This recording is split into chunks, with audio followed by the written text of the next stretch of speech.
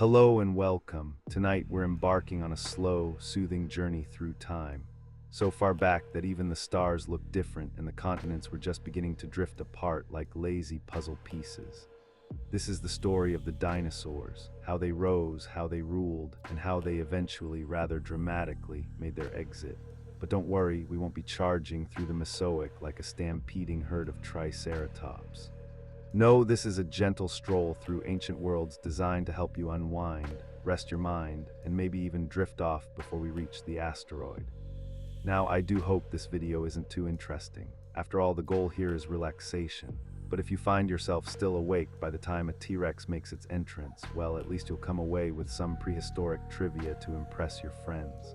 Before we begin, if you find this kind of slow, calming science storytelling helpful, whether it sends you to sleep or just settles your thoughts, consider giving the video a like and subscribing to the channel. And just out of curiosity, where in the world are you watching from? Let me know in the comments and feel free to share your local time.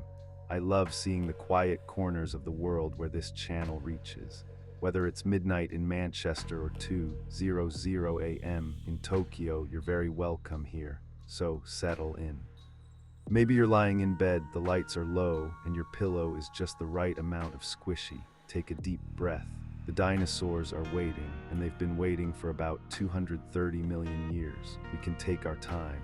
Let's start not with a bang, but with a silence, the quiet after the end of the world. Roughly 252 million years ago, Earth had just witnessed the worst mass extinction in its entire history. The Great Dying, as it's known, wiped out around 90% of marine species and 70% of land vertebrates. Imagine walking through a forest and hearing nothing.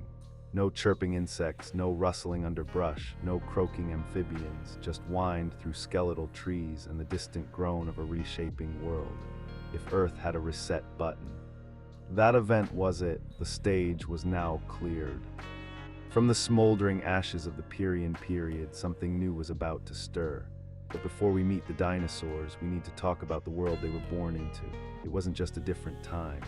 It was practically a different planet. The continents hadn't yet scattered across the globe like jigsaw pieces tossed by an impatient toddler. They were all fused into one colossal land mass called Panga, surrounded by a single vast ocean, Panthalassa. You could in theory walk from what is now New York to New Delhi without getting your feet wet, just pack plenty of sunscreen. Most of Pangaea was an arid desert, dry and dusty under a scorching sun. The air back then was thinner, the oxygen lower, and the climate wildly unstable.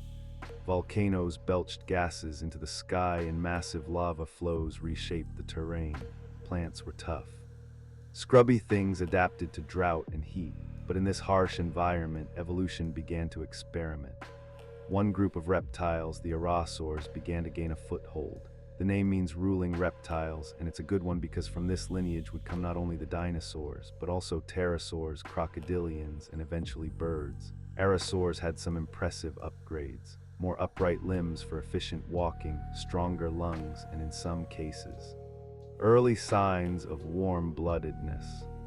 While other animals lumbered around like tired lizards, Arasaurs were quick, agile, and weirdly well-suited for a post-apocalyptic Earth.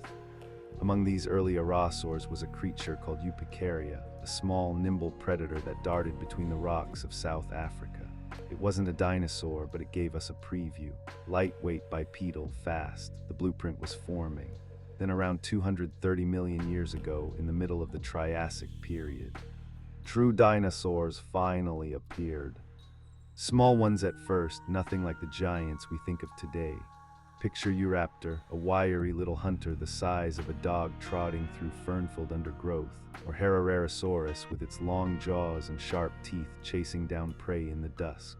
These early dinosaurs didn't roar. They probably hissed or croaked more like angry birds than monsters. At this point, dinosaurs were underdogs. They shared the land with a host of competitors. Other Arasaurs, giant amphibians, and strange synapsids, reptile-like ancestors of mammals that looked like something between a Komodo dragon and a badly drawn platypus. It was a crowded, dangerous world, so what helped dinosaurs rise to the top? One advantage was posture. Most reptiles of the time sprawled like lizards, their legs sticking out sideways. Dinosaurs, however, stood tall with legs directly beneath their bodies. This made them faster and more energy efficient. Imagine running a marathon with your knees pointing sideways. Doesn't work so well, does it? Another edge was their respiratory system. Many paleontologists believe early dinosaurs had a type of breathing similar to modern birds with air sacs that allowed for a constant flow of oxygen. That would have been a superpower in the low oxygen atmosphere of the Triassic. While other animals wheezed and panted, dinosaurs just kept moving.